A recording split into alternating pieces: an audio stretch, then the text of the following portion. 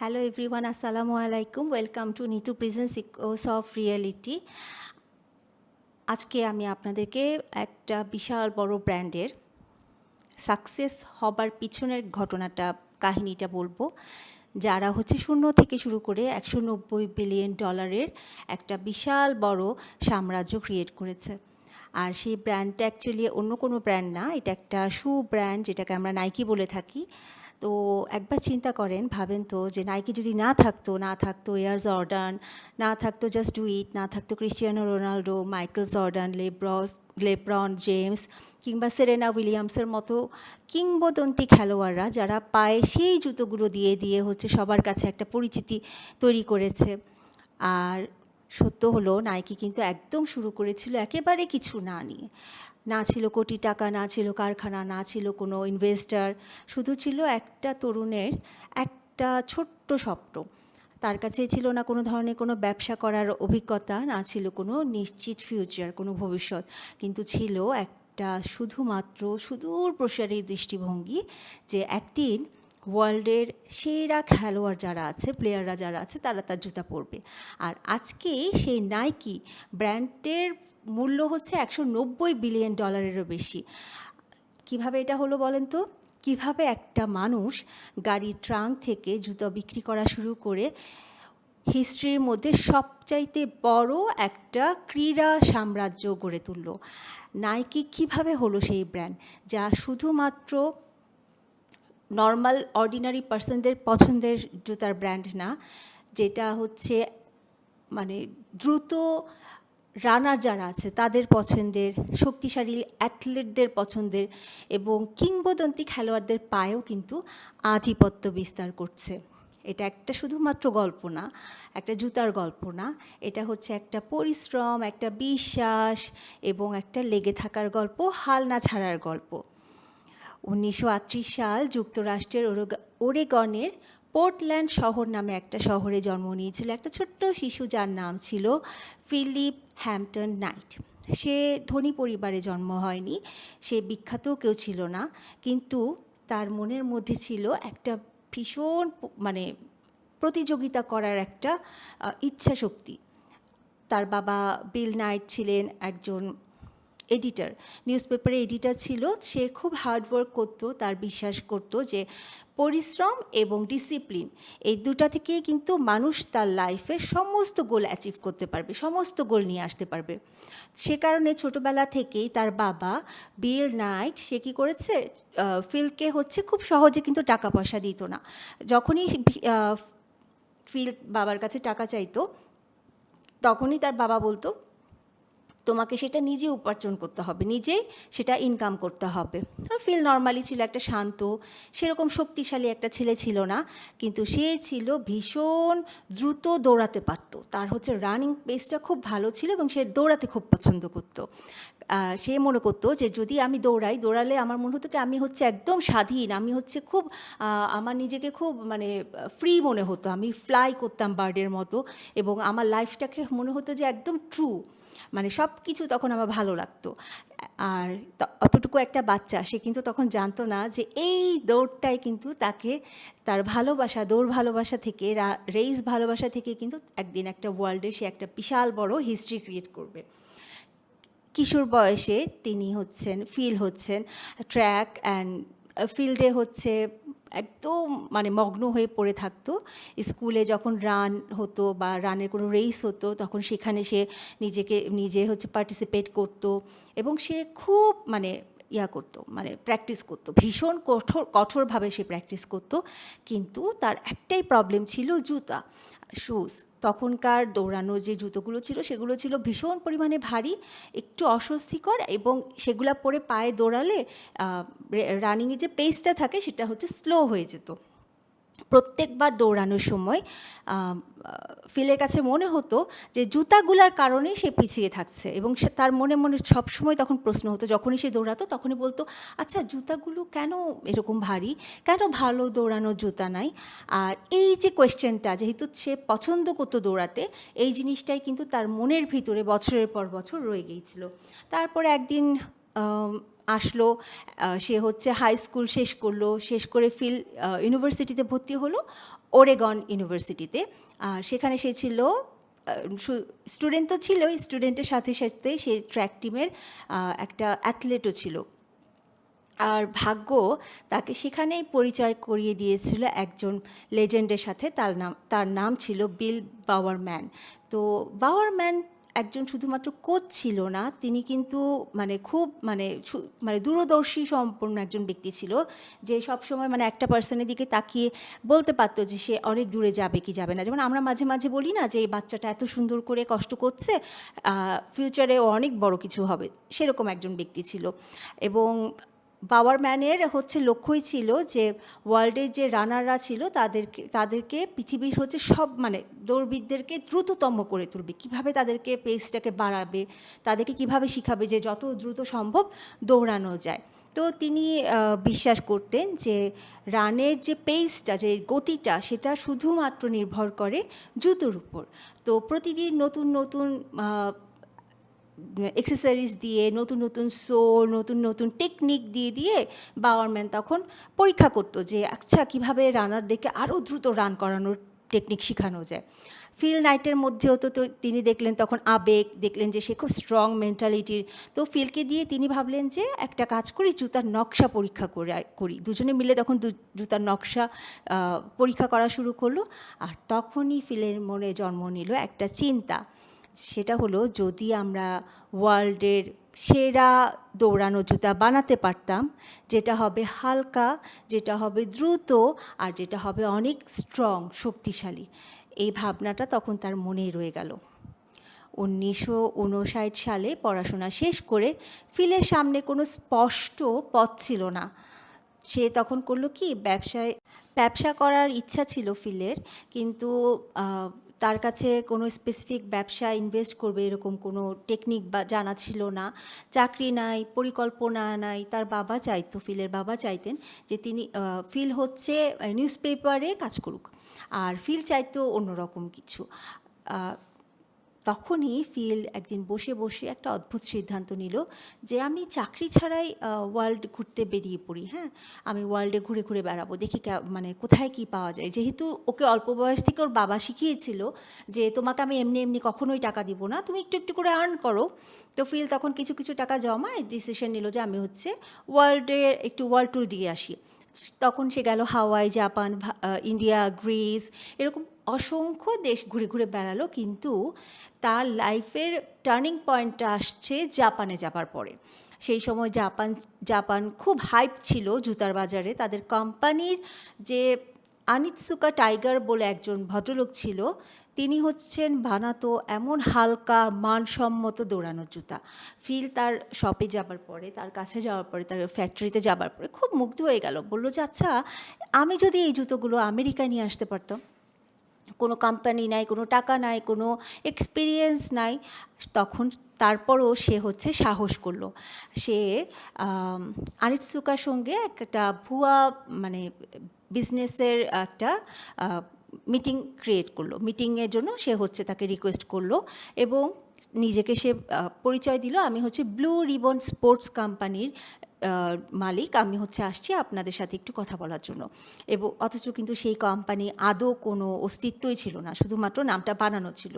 কিন্তু তার হচ্ছে আত্মবিশ্বাস ছিল। সে তখন ইয়াকে বললো, আনিৎসুকাকে বললো, আমি আপনার জুতা আমেরিকায় নিয়ে যেয়ে বিক্রি করতে চাই। এবং সারপ্রাইজিংলি ওরা রাজি হয়ে গেল। মাত্র $50 ডাউন পেমেন্ট করে ফিল হচ্ছে ফার্স্ট ব্যাচের অর্ডার করলো। তিনি শুরু করলেন তার গাড়ির ট্রাঙ্ক থেকে জুতা বিক্রি করা। তখন না ছিল অফিস, না ছিল দোকান, শুধু ছিল ফিল নিজে, তার আবেগ আর তার স্বপ্ন। যেহেতু তার কোনো ধরনের কোনো দোকান ছিল না, কোনো বিজ্ঞাপন ছিল না, বিজ্ঞাপনের কোনো বাজেট ছিল না, তাই প্রতিদিন সকালবেলা সে কী করতো, গাড়িটি জুতা তুলে নিত আর একটা ট্রাক মিট থেকে আরেকটা ট্রাক মিটে ছুটে যেত। আশা করতো যে খেলোয়াড়রা যারা আছে, কোচরা যারা আছে, তাদের কাছে সে জুতা বিক্রি করতে পারবে। আর তার কাছে যেহেতু কোনো চমকপ্রদ বিক্রয় কৌশল ছিল না কোনো বিজ্ঞাপন, ছিল না কোনো অন্য কোনো ছিল যে তার জিনিস দেখে, পণ্য দেখে অন্যরা আসবে, তখন সে একটু একটু একটু সে হচ্ছে শেখ হতো, কিন্তু তার মাথায় ছিল যে হোয়াট এভার ইট ইজ, আমি শিওর যে আমার জিনিস অবশ্যই মানুষ কিনবে এবং সেই বিশ্বাসটা আমার আছে। তো সে হচ্ছে তখন শুরু করলো কি, দৌড় যারা রান করতো সেই রানারদের কাছে সে যাওয়া শুরু করলো, তাদেরকে সে জুতা দেখানো শুরু করলো, তাদেরকে বলতো যে আপনারা একটা জুতাটা পরে একটু পায়ের একটু পরেন না প্লিজ। এবং তারা হচ্ছে কিছু দূর দৌড়ায় যাবার পরে কিন্তু তারা হচ্ছে ভারী জুতা এবং তার জুতা, তার মধ্যে পার্থক্যটা বুঝতে পারতো। খবর দ্রুত ছড়িয়ে পড়লো, এসে কিন্তু খবর দ্রুত ছড়িয়ে পড়লো এবং সেই সাথে আরও বেশি অ্যাথলেটরা আনিৎসুকা হচ্ছে জুতা বেছে নিতে লাগলো, কারণ তারা তো দেখলো যে সেটা খুবই লাইট এবং তাদের কাছে খুবই কমফোর্টেবল লাগছিল। তারা হচ্ছে আনিৎসুকা জুতা বেছে লাগলো, বড় বড় আমেরিকান ব্র্যান্ডগুলোকে একদম তারা হচ্ছে তখন ইগনোর করা শুরু করলো। তারা ওই জুতা পরলে ব্লু রিবন স্পোর্টসের জুতাটা পরে তারা দৌড়ানো শুরু করলো এবং তার কিন্তু বিজনেসটা বাড়তে থাকলো। কিন্তু তখন একটা সমস্যা দেখা দিল যে ব্যবসা চালাতে তো আসলে টাকা লাগে, টাকা দরকার। তো ফিলকে জাপান থেকে আরও জুতা আনতে হবে, কিন্তু এত টাকা দিয়ে জুতা যে আনবে সেটা তো ফ্রি অফ কস্টে কখনো আনিৎসুকা দেবে না, কারণ তার ব্যবসা করার যে ইয়াটা মানে মোটোটা সেটা এরকমই ছিল যে টাকা দিয়ে তাদেরকে জুতা আনতে হবে। তো ফিল তো তখন একদম টোটালি ছিল, নিঃস্ব ছিল। তো সে কী করলো, তার অন্য জুতা যেগুলো ছিল সেগুলো বিক্রি করা শুরু করলো। তার নতুন নতুন জিনিস মানে তার যেগুলো ছিল ইনভেস্ট করার মতো, যা ঘরের মধ্যে তার কেনা জিনিস যেগুলো থেকে সে বিক্রি করে টাকা পাবে, সেই টাকা দিয়ে সে আবার নতুন স্টক আনতে খরচ করতে লাগলো।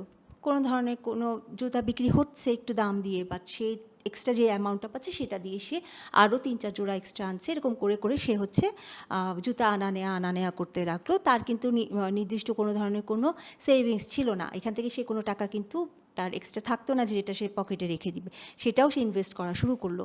তো যেহেতু তার কোনো টাকা ছিল না, তার কোনো ইনভেস্টারও ছিল না, কোনো কেউ ছিল না যে তাকে হচ্ছে ফিনান্সিয়াল সাপোর্টটা করবে।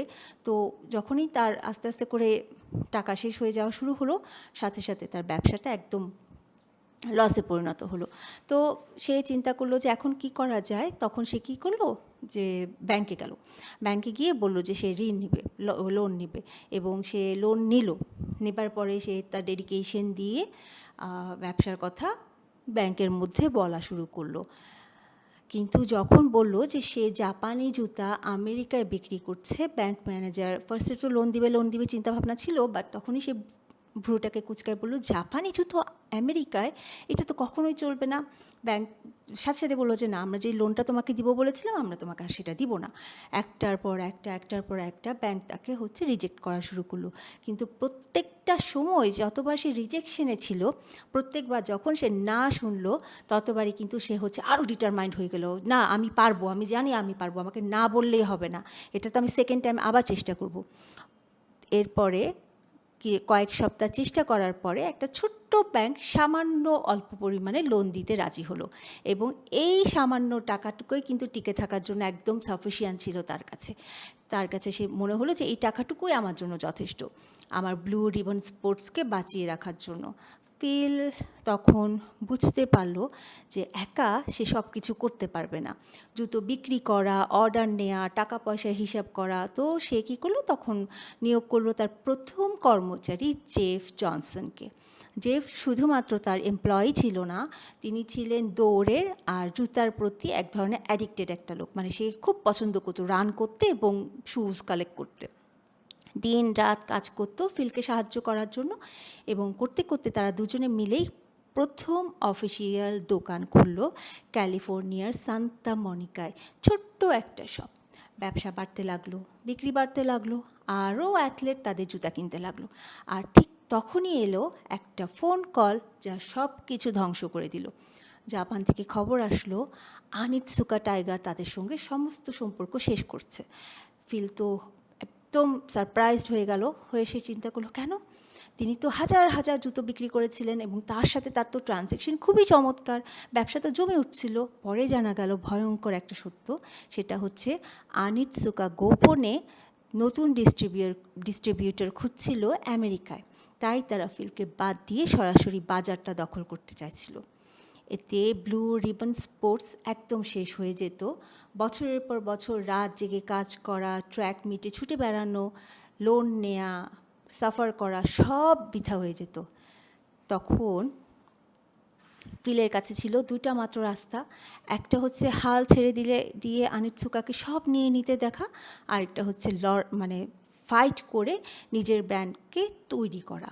আর ঠিক সেই সময় ফিল নাইট নিল তার লাইফের একটা বিশাল বড় ডিসিশন। সে তার নিজের জুতোর কোম্পানি তৈরি করবে। সমস্যা তো ছিল অনেক বিশাল, তার কারখানা ছিল না, কোনো প্রস্তুতকারক ছিল না, টাকা ছিল না। কয়েক মাসের মধ্যেই আনিৎসুকা তাকে পুরোপুরি একদম বাজার থেকে আউট করে দিবে। তাই সে দ্রুত কাজ করা শুরু করলো, ছোট্ট একটা দল জড়ো করলো এবং বলল, আমরা কিন্তু আমাদের জুতো নিজেরাই বানাবো। সবাই তখন বললো, তাহলে আমরা কোম্পানির নাম কি হবে? তখন ছিল একটা শক্তিশালী, একটা খুব মানে অনুপ্রেরণা দিবে এরকম একটা স্মরণীয় নাম। সপ্তাহের পর সপ্তাহ তারা ভাবলো, প্রথমে ভাবলো ডাইমেনশন দিবে, তারপরে ভাবলো ফ্যালকন ইত্যাদি, ফ্যালকন নাম দিবে, এরকম ছোটো ছোটো ছোটো ছোটো অনেকগুলো নাম তারা বিবেচনা করতে লাগলো। এরপরে একদিন রাত্রে জেফ জনসন স্বপ্ন দেখলো যে গ্রিকের যে বিজয়ের যে দেবী আছে নাইকি, তো সেই ভাবলো আমরা নাইকি নামেই হচ্ছে জুতার লোগোটা দিব, মানে নাম রাখবো। ঘুম ভেঙে সঙ্গে সঙ্গে সে ফিলকে জানালো, আর সেখান থেকেই নতুন করে ব্র্যান্ডের নাম তৈরি হলো নাইকি। কিন্তু শুধু নাম না, এর সাথে ছিল কিন্তু দরকার লোগো। তো ফিল গেল একটা ইয়াং গ্রাফিক ডিজাইন একটা স্টুডেন্ট ছিল ক্যারোলিন ডেভিনসনের কাছে। সে তখন তৈরি করলো সুইশ একটা বাঁকানো চিহ্ন, হ্যাঁ, যেই চিহ্নটা দেখলেই সবাই মনে করবে পেস, যেটা দেখলেই মানুষ মনে করবে রানিং, যেটা হচ্ছে ভিক্টরিকে করবে, যেটা দেখলেই মনে হবে যে ভিক্টরিকে রিপ্রেজেন্ট করছে। আর এই যে লোগোটা, এই লোগোটার দাম ছিল মাত্র $35। নতুন নাম আর লোগো নিয়ে নাইকি এখন প্রস্তুত লড়াইয়ের জন্য, কিন্তু এখনও তাদের জুতো ছিল না। ফিল ফিরে গেল তার পুরনো কোচ বিল বাওয়ারম্যানের কাছে, আর বাওয়ারম্যানের মাথায় আসলো একটা বিশাল বড় আইডিয়া। একদিন সকালবেলা তিনি নাস্তা বানাচ্ছিলেন, তিনি তাকালেন তার ওয়াফেল মেকারের দিকে। হঠাৎ তিনি ভাবলেন, যদি জুতার তলায় ওয়াফেলের মতো নকশা থাকে, তিনি কি করলেন, সাথে সাথে ওয়াফেল মেকারের মধ্যে রাবার সোল ঢেলে দিলেন এবং ওয়াফেলের আয়রনে তিনি তৈরি করলেন প্রথম নাইকি সোল। ফলাফল আগের যে কোনো জুতোর চাইতে হালকা, দ্রুত আর ভালো গ্রিপ। এভাবেই জন্ম নিল প্রথম নাইকি জুতো, নাইকি ওয়াফেল ট্রেনার। আর এখন ফিল প্রস্তুত যুদ্ধের জন্য। ফিল নাইট তার বাড়ি, তার সেভিংস, তার ফিউচার সমস্ত কিছু কিন্তু ঝুঁকের মুখে ফেলেছিল, কারণ তার কাছে কিন্তু লাইফে ব্যর্থ হব, আমি পারবো না, এটার কোনো সেকেন্ড থট ছিল না। তার কথা হচ্ছিল যে আমি যদি নাও পারি তাহলেও আমাকে চেষ্টা করে যেতে হবে, আনলেস আনটিল আমি আমার গোলে না পৌঁছাতে পারি। কিন্তু ঠিক তখনই আনিৎসুকা টাইগার পাল্টা আঘাত করলো। তারা নাইকির বিরুদ্ধে মামলা করলো, তাদের বিরুদ্ধে অভিযোগ করলো যে নাইকি তাদের জুতার নকশা চুরি করেছে। তারা দাবি করছিল যে ফিল তাদের সঙ্গে বিশ্বাসঘাতকতা করেছে এবং অবৈধভাবে আনিৎসুকার মতো দেখতে জুতা বিক্রি করছে। আর এই মামলাটাই ছিল একটা নাইটমেয়ার। যদি নাইকি হেরে যায় তাহলে কোম্পানি তো বন্ধ হয়ে যাবে, আর কোটি কোটি ডলার ক্ষতিপূরণও দিতে হবে। মাসের পর মাস আদালতে মামলা চললো, ফিল ভেঙে পড়লো। কিন্তু হঠাৎ আদালত আবিষ্কার করলো কিছু পেপার ডকুমেন্টস থেকে আনিৎসুকাই ফার্স্ট যে হচ্ছে ফিলকে ব্যাকস্টেপ করেছিল, এবং সমস্ত কিছু সাথে সাথে বদলে গেল। আদালত নাইকির পক্ষে রায় দিল। ফলে আনিৎসুকার সাথে সারা জীবনের জন্য সম্পর্ক ছিন্ন হয়ে গেল। নাইকির যুদ্ধ জেতা হলো, কিন্তু আসল লড়াই তখনও বাকি। নতুন একটা ব্র্যান্ড তৈরি করা, নতুন ব্র্যান্ডকে সবার কাছে পরিচয় করে তোলা। নাইকির কাছে সেই সময় আজকের মতো ঝকঝকে কোনো বিজ্ঞাপন ছিল না, স্পন্সরশিপ ছিল না, টিভিতে সোর্সিং করবে সেরকম কোনো ধরনের কোনো সেলিব্রিটির সাপোর্টও ছিল না। তো তারা তো একটা ছোট্ট কোম্পানি ছিল, শুধু জুতা বিক্রি করার চেষ্টা করছিল। তখন ফিল ও আর তার দলবল নিল একটা অন্যরকম রাস্তা অ্যাডপ্ট করলো। বড় বড় বিজ্ঞাপনে তারা টাকা খরচ না করে তারা সরাসরি অ্যাথলেট যারা আছে তাদের কাছে যাওয়া শুরু করলো এবং বিনামূল্যে নাইকি জুতা দিল, বলল যে আপনারা প্লিজ প্রতিযোগিতা এটা পরবেন, এবং ফল মিলল সাথে সাথে, খুব দ্রুততার সাথে। বাস্কেটবল খেলোয়াড়, কোচ সবাই লক্ষ্য করলো নাইকি জুতা, এটা তো একটা কিছু, এগুলো এত হালকা, এত দ্রুত, এত আরাম। খেলোয়াড়রা তখন একজন একজনকে বলা শুরু করলো, নাইকি তখন একটা ছোট্ট কোম্পানি ছিল, কিন্তু আস্তে আস্তে কিন্তু গতি পাচ্ছিল। নাইকির দরকার ছিল একটা ব্রেক থ্রু, একটা জুতা যা সবাইকে তাক লাগাই দিবে। আর সাথে সাথে তখনই হাজির হলো বিল বাওয়ারম্যান। তিনি নতুন উপকরণ নিয়ে আসছেন, নতুন সোল, নতুন প্রযুক্তি। পরীক্ষা শুরু হলো, মাসের পর মাস গবেষণা করার পরে তিনি তৈরি করলেন একটা বিপ্লবী জুতা, নাইকি কর্টেজ। এটা ছিল শুধুমাত্র দৌড়ানো জুতা না, এটা ছিল হালকা, স্টাইলিশ, আরামদায়ক। খেলোয়াড়রা আগে কখনো কিন্তু এমন কুশনিং দেখে নাই। আর ঠিক তখনই এলো 1972-এর অলিম্পিক। নাইকি নিশ্চিত করলো যে তাদের জুতা সবখানে ছড়ানো থাকবে। টিভি খুললেই দেখা যেত অ্যাথলেটরা নাইকি পরে দৌড়াচ্ছে, রেকর্ড ভাঙছে, হিস্ট্রিকে রিক্রিয়েট করছে, এবং ওয়ার্ল্ডে সবশেষে ওয়ার্ল্ডের সমস্ত লোকজন তখন নাইকিকে একটু দেখা শুরু করলো, লক্ষ্য করা শুরু করলো। 70-এর দশকের শেষ দিকে নাইকি তো দ্রুত বাড়ছিল, কিন্তু তারপরও অ্যাডিডাসের অনেক পেছনে ছিল। দরকার ছিল একটা বিশাল বড় পদক্ষেপ। 1984 সালের দিকে তখন তারা একটা রিস্কি ডিসিশন নিল। তারা একটা চুক্তি করলো একজন বাস্কেটবল খেলোয়াড়ের সাথে। তিনি কোনো বড়সড় তারকা ছিলেন না, আর অনেক ব্র্যান্ডও তাকে নিয়ে কাজ করতো না। তার নাম ছিল মাইকেল জর্ডান। অ্যাডিডাস তাকে নিয়ে কোনো ধরনের কোনো পাবলিসিটি করাতে চাইছিল না, কনভার্সও আগ্রহী ছিল না। কিন্তু নাইকি দেখলো এই লোকের কাছে একটা বিশেষ কিছু আছে, একটা স্পার্ক আছে। তো তারা শুধু চাইছিল না যে জর্ডান তাদের জুতা পরুক, তারা চাইছিল তার চারপাশে একটা ব্র্যান্ড গড়ে তুলতে। সমস্যা ছিল কি, জর্ডান নাইকির সাথে আবার কোনো ধরনের কোনো চুক্তি করতে চাইছিলেন না। তার স্বপ্ন ছিল যে সে অ্যাডিডাসের সাথে করবে। তো তিনি এজেন্টকে বলছিল আমি নাইকির সাথে দেখা করতে চাই না। কিন্তু নাইকি তো হাল ছাড়ার পাত্র না। তারা গেল সেই মানুষটার কাছে যিনি জর্ডানের ওপরে সবচাইতে বেশি প্রভাব রাখতো। বলেন তো কে? তার মা, ডেলোরেস জর্ডান। তো তিনি নাইকিকে প্রস্তাব শুনে তিনি তার ছেলেকে বলল, তুমি তাদের সাথে একটা লিয়াজো করো, একটা সম্পর্ক করো, একটা চুক্তি করো। অবশেষে জর্ডান রাজি হলো। নাইকি নিল বিশাল রিস্ক। তারা বড় একটা তার সাথে চুক্তি করলো এবং তার জন্য বানালো বিশেষ জুতা। আগে কোনো কোম্পানি এমন কখনোই কোনো কাজ করেনি। আর সেই জুতাই ছিল এয়ার জর্ডান 1। প্রথমে NBA এই জুতা নিষিদ্ধ করলো, কারণ এর রঙটা ছিল অন্যরকম। কিন্তু নিষিদ্ধ করার কারণেই এই জুতার জনপ্রিয়তা আরও বেড়ে গেল। তারপর জর্ডান খেলায় সুন্দর মতো করে তার একটা এগিয়ে যাচ্ছিল, এবং তার সাথে সাথে তার জুতাও এগিয়ে যাচ্ছিল। এয়ার জর্ডান সব জায়গায় বিক্রি হওয়া শুরু করলো, তার চাহিদা বাড়তে থাকলো। এত চাহিদা বাড়তে থাকলো যে নাইকি এর চাপটা সামলাতে পারছিল না। কয়েক বছরের মধ্যে নাইকি $1 বিলিয়ন একটা বিশাল সাম্রাজ্যে পরিণত হলো। এখন নাইকি কিন্তু আর সংগ্রামী কোনো কোম্পানি না। তারা এখন পুরো ওয়ার্ল্ডের একদম ক্রীড়ার যে মানে কি বলবো এটাকে, যারা অ্যাথলেট আছে তাদের কাছে খুব ফেভারেট একটা যে প্রোডাক্ট। জুতা মানেই নাইকি, একটা ব্র্যান্ড না, এটা হয়ে উঠেছিল যে একটা মানে ভালো লাগার, একটা ভালোবাসার একটা কিছু। তো চারিদিকে দেখা গেলেই তখন দেখতো যে অ্যাথলেটরা নাইকি পরে খেলছে। মাইকেল জর্ডান NBA কাঁপাচ্ছে এয়ার জর্ডানে, ক্রিশ্চিয়ানো রোনাল্ডো তখন ফুটবল মাঠে ছুটছে নাইকি বুটে, সেরেনা উইলিয়ামস তার অপোজিশনদেরকে হারাচ্ছে নাইকি গিয়ারে। কিন্তু নাইকি ভাবলো আমার তো এখনও শেষ করি না, আমি তো মাত্র স্টার্ট করলাম। তো তাদের কাছে তখন দরকার ছিল একটা ছোট্ট স্লোগান যেটা তাদেরকে ডিফাইন করবে। আর এখন বলেন তো সেই স্লোগানটা কি? আমি জানি আপনারা বুঝতে পারছেন, বাট সেখানে পরে আসি। স্লোগানটা কীভাবে ক্রিয়েট হলো সেখান থেকে আসি। 80 দশকের দিকে শেষের দিকে নাইকি দ্রুত বাড়ছিল, আর তারা চাইছিল শুধু পেশাদার যে খেলোয়াড়রা আছে, সাধারণ মানুষকে যারা অনুপ্রাণিত করতো, শুধু তারাই না, সমস্ত লোকরাই পড়বে, অর্ডিনারি পার্সনরাও পড়বে। তো এটার সাথে সাথে তাদের দরকার ছিল এমন কিছু রানার, এমন ছিল বাস্কেটবল খেলোয়াড়, ফুটবলার, এমনকি জিমে যাওয়া সাধারণ মানুষ, তাদেরকে নাইকিটা তাদেরকে উদ্বুদ্ধ করবে। তখন মার্কেটিংয়ের হেড ছিল নাইকিতে ড্যান উইন্ডেনের মাথায় এলো একটা বুদ্ধি।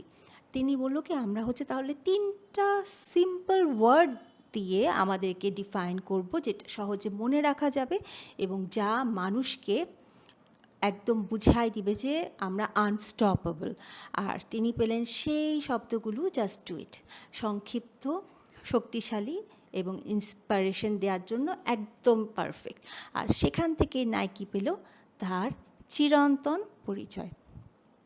1988 সালের নাইকি তাদের প্রথম জাস্ট ডু ইট বিজ্ঞাপন প্রকাশ করলো, আর সেখানে দেখা গেল 80 বছর বয়সী একজন মানুষ ম্যারাথনে দৌড়াচ্ছে।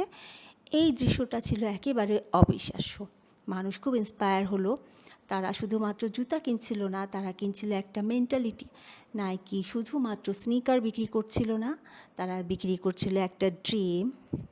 তারা মানুষকে স্বপ্ন দেখাচ্ছিল এবং খুব অল্প সময়ের মধ্যে পৃথিবীতে মানুষ বলতে শুরু করলো জাস্ট ডু ইট। এটা পৃথিবীর অন্যতম আইকনিক স্লোগানে পরিণত হলো এবং নাইকিকে করে তুলল অপ্রতিরোধ্য।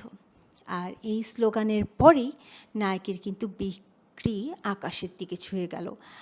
1988 সালে তাদের ইয়ারলি যে ছিল, ইনকামটা ছিল, সেটা ছিল $1.2 বিলিয়ন। 1996-এ সেটা পৌঁছালো $6.4 বিলিয়নে। আর 2003-তে নাইকি আয় করলো $10 বিলিয়নের বেশি টাকা। আর আজকে নাইকের মূল্য $190 বিলিয়নেরও বেশি। অ্যাডিডাস, পুমা, রিবক একসঙ্গে মিলিয়েও এত হয় না। আর সব কিছু মিলিয়ে কিন্তু শুরু হয়েছিল একটা মানুষকে দিয়ে, যে তার গাড়ির ট্রাঙ্ক থেকে জুতা বিক্রি করত। প্রত্যেকটা নতুন তারকার সাথে নাইকির আরও বড় হতে থাকলো। মানুষ যখন তাদের প্রিয় খেলোয়াড়দেরকে নাইকি পরে খেলতে দেখত, তারাও চাইতো যে তারাও সেই জুতো পরবে। এভাবেই নাইকি ইতিহাসের একটা বিশাল বড় পার্ট হয়ে উঠল। মাইকেল জর্ডান অবসর নেওয়ার পর নাইকি এয়ার জর্ডান বিক্রি চালায় যেতে লাগলো। আজও শুধু এয়ার জর্ডান ব্র্যান্ডই বছরে $5 বিলিয়নেরও বেশি আয় করছে, যা একটা পুরো কোম্পানির চেয়েও বেশি। নতুন জর্ডান বের হলে মানুষ ঘন্টার পর ঘন্টা লাইনে দাঁড়াই থাকে। আর নাইকি আলাদা, কারণ তারা শুধু জুতা বিক্রি করে না, তারা হচ্ছে একটা কালচার বিক্রি করে। তারা একটা প্রোডাক্ট বানিয়েছে যা শুধুমাত্র নর্মাল একটা জিনিস না, এটা মানুষকে স্বপ্ন দেখতে সাহায্য করে। বলেন তো কীভাবে? স্বপ্ন দেখতে সাহায্য করে, কারণ এই জুতাটা পরলে কোনো একটা রানার সে স্বপ্ন দেখবে যে আমি হচ্ছে একটা বড় ওয়ার্ল্ডের সবচেয়ে বড় একজন রানার হব, আমি একজন অ্যাথলেট হব, এভাবে এই ধরনের বাস্কেটবল খেলবো, এটা করব সেটা করব, এই স্বপ্নটা দেখতেই সাহায্য করে। নাইকি শুধু আমেরিকা না, পুরো পৃথিবীতে দখল করতে চাইলো। তারা তখন আমেরিকা দখল করার পরে তারা গেল ইউরোপে, বার্সেলোনা, পিএসজির মতো ক্লাবের সঙ্গে তারা চুক্তি করলো। এশিয়ান, চীন ও জাপানের বাজার দখল করলো। সাউথ আমেরিকা, ব্রাজিল ফুটবল দলের সাথে তারা হচ্ছে অংশীদারিত্ব করলো এবং আফ্রিকায় ইয়াং ফুটবলারদেরকে তারা স্পন্সর করলো। আজকে নাইকি আছে প্রত্যেকটা দেশে, প্রত্যেকটা শহরে, প্রত্যেকটা রাস্তায় রাস্তায়। আপনি যেখানেই যাবেন সেখানেই দেখবেন এই সুইশ লোগোটা। আর নাইকি শুধুমাত্র কোম্পানি না, এটা একটা রেভলিউশন। বড় বড় কোম্পানির মতো নাইকিও কিন্তু অনেক অনেক সমস্যার মুখোমুখি হয়েছিল। যেমন তাদের বিরুদ্ধে অভিযোগ উঠেছিল যে তারা শিশু শ্রম করাচ্ছে, স্বল্প মজুরি দিচ্ছে কারখানা ব্যবহার করার জন্য। বাট 2008 সালে যে আর্থিক সংকটটা ছিল, যেখানে তাদের প্রায় ধ্বংস হয়ে যেতে হয়েছিল, তো সেটা থেকেও কিন্তু তারা ওভারকাম করে আসছে। তাদের অপোজিশন পার্টি হচ্ছে অ্যাডিডাস, পুমা, আন্ডার আর্মার তাদের স্থান নিতে চেয়েছিল, কিন্তু প্রত্যেকটা সময়ই নাইকি লড়াই করে গেছে। তারা তাদের কাজের পরিবেশকে আরও বেশি ডেভেলপ করলো। তারা নতুন নতুন খেলোয়াড়দের সাথে চুক্তি করলো, নতুন প্রযুক্তি আনলো। আর প্রতিবার যখন মানুষ ভাবলো যে নাইকি মনে হয় এবারই শেষ, তারা ঠিক সাথে সাথেই প্রমাণ করলো যে যারা একবার উইন করে ফেলে, উইনাররা কখনোই হাল ছাড়ে না। উইনারদেরকে তাদের পজিশন থেকে নামানোটা কখনোই সম্ভব না। হয়তো শেক করবে, বাট উইনাররা অলওয়েজ উইন করারই চেষ্টা করবে, কারণ তারা জানে যে উইন করতে হলে কী কী টেকনিক অ্যাপ্লাই করতে হবে। আজকে নাইকি হচ্ছে পৃথিবীর সবচাইতে বড় ব্র্যান্ড খেলোয়াড়দের ক্ষেত্রে আর কি। বার্ষিক তার মানে ইয়ারলি তার হচ্ছে ইনকাম হচ্ছে 50 বিলিয়নেরও বেশি, এবং এই নাইকিতে এমপ্লয়ির সংখ্যা হচ্ছে 75,000-এরও বেশি। 190টার বেশি দেশে এই নাইকি জুতাটা বিক্রি হচ্ছে। আর হিস্ট্রির মধ্যে বড় বড় খেলোয়াড়রা এই নাইকি পরে খেলে। নাইকির গল্পটা কিন্তু শুধুমাত্র একটা জুতার গল্প না, হ্যাঁ, এটা হচ্ছে একটা ট্রাস্টের গল্প। বিশ্ব ওয়ার্ল্ডে দেখার আগে নিজের স্বপ্নকে বিশ্বাস করার গল্প। ফিল নাইটের গল্প। ফিল নাইটের কাছে ছিল না টাকা, না ছিল কোনো সাপোর্ট, না ছিল কোনো নিশ্চয়তা, কিন্তু সে স্বপ্ন দেখত, সে বিশ্বাস করত যে একটা জুতার সাম্রাজ্য ক্রিয়েট করবে। আর সেই বিশ্বাস, তার যে বিশ্বাসটা ছিল সেটাই কিন্তু তাকে গড়ে তুলতে সাহায্য করেছে একটা সাম্রাজ্যের নির্মাতা হিসেবে।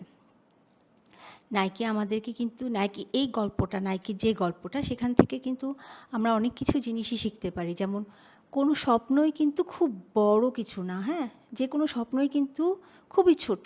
যদি ডেডিকেশন থাকে আমরা কিন্তু সেটা পূরণ করতে পারি। কোনো চ্যালেঞ্জই কিন্তু খুব কঠিন কোনো চ্যালেঞ্জ না। আর যদি কোনো কিছুতে আমরা ব্যর্থ হয়ে যাই, যদি না পারি, তাহলেও সেটা কিন্তু শেষ না। যদি নিজের উপরে বিশ্বাস থাকে, কখনো হাল না ছেড়ে সমস্ত কিছুই করা সম্ভব। তো এটাই হলো নাইকির গল্প, একটা বিশ্বাসের গল্প, একটা হাল না ছাড়ার গল্প। Thank you so much for listening my story. আমার সাথে থাকবেন, Nitu presence echoes of reality. Please subscribe করবেন। আজকের মতো এতটুকুই। ভালো থাকবেন। আসসালামু আলাইকুম।